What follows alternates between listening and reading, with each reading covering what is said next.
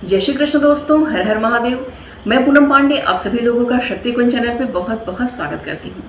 सनातन धर्म में सूर्य नारायण को प्रत्यक्ष देव कहा जाता है। पंचदेवों में एक प्रमुख देव है सूर्य नारायण।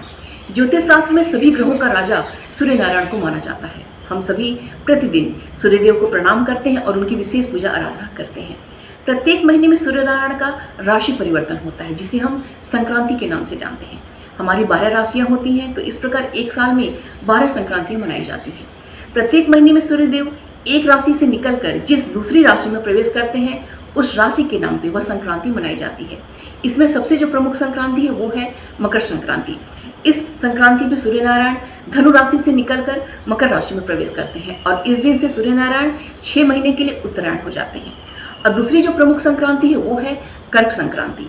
कर्क संक्रांति पर सूर्य नारायण मिथुन राशि से निकलकर कर्क राशि में प्रवेश कर जाते हैं, तो यह कर्क संक्रांति के नाम से जाना जाता है। और इस दिन से जो सूर्य नारायण है वो 6 महीने के लिए दक्षिणायन हो जाते हैं। संक्रांति के दिन सूर्य नारायण की विशेष पूजा आराधना करने से मान सम्मान में वृद्धि, बल में वृद्धि और आत्मविश्वास में वृद्धि होती है।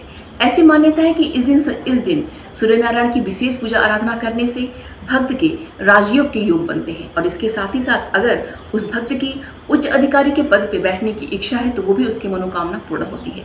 संक्रांति के दिन गंगा स्नान करना, सूर्य नारायण की विशेष पूजा आराधना करना, हर और हरि की पूजन करना और दान पुण्य करने का जो कार्य है ये बहुत ही ज़्यादा महत्वपूर्ण माना जाता है। आज इस वीडियो में हम बात कर रहे हैं 2024 कर्क संक्रांति के बारे में।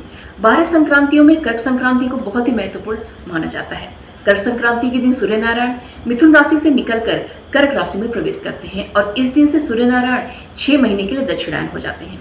दूसरे शब्दों में हम समझ सकते हैं कि मकर संक्रांति के दिन सूर्य नारायण 6 महीने के लिए उत्तरायण हो जाते हैं और कर्क संक्रांति के दिन सूर्य नारायण 6 महीने के लिए दक्षिणायन हो जाते हैं। तो 2024 में कर्क संक्रांति का जो पर्व है वो 16 जुलाई दिन मंगलवार को मनाई जा रही है। 16 जुलाई दिन मंगलवार को आषाढ़ मास के शुक्ल पक्ष की 10वीं तिथि रहेगी और इस दिन सूर्य नक्षत्र जो है वो पुनर्वसु रहेगा। 16 जुलाई दिन मंगलवार को सूर्य नारायण दोपहर में 11:29 तक मिथुन राशि में है। उसके पश्चात 11:29 के पश्चात सूर्य नारायण कर्क राशि में प्रवेश कर जाएंगे।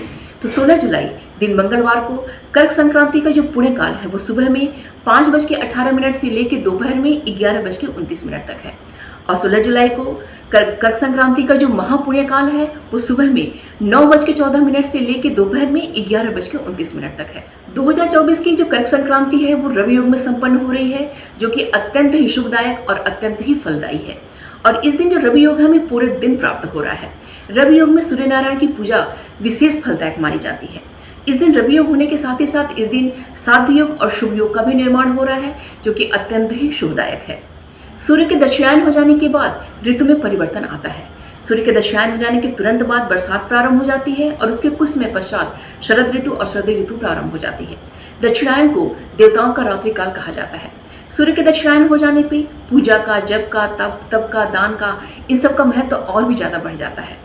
दक्षिणायन के समय पे पूजा करना और साधना करने से हमारे समस्त प्रकार के जो विकार होते हैं वो नष्ट हो जाते हैं। 2024 में 16 जुलाई दिन मंगलवार को जिस दिन कर्क संक्रांति है उस दिन गंगा स्नान अवश्य करना चाहिए। अगर ऐसा करना संभव न हो तो घर पे ही गंगा जल डाल के स्नान करना चाहिए। उसके पश्चात सूर्य नारायण को अर्घ्य प्रदान करना चाहिए और सूर्य नारायण के मंत्र का ज़्यादा से ज़्यादा जाप करना चाहिए।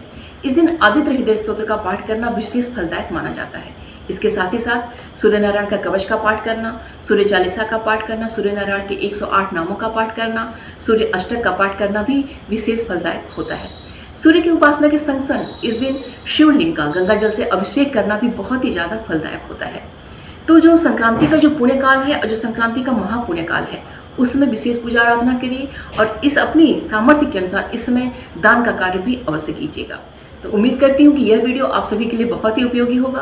वीडियो को प्लीज़ लाइक कीजिएगा और शेयर कीजिएगा अपने दोस्तों और रिश्तेदारों के संग। चैनल पर अगर नए हैं तो प्लीज़ चैनल को सब्सक्राइब अवश्य कर लीजिएगा और नोटिफिकेशन का बेल जरूर ऑन कीजिएगा। भगवान सूर्य नारायण की कृपा दृष्टि हम सभी पर बनी रहे। भगवान श्री कृष्ण और राधा रानी की कृपा दृष्टि हम सभी पर बनी रहे, यही मंगल कामना है। मिलते हैं अगले वीडियो में। अपना और अपनों का ख्याल रखिएगा। जय श्री कृष्ण, हर हर महादेव।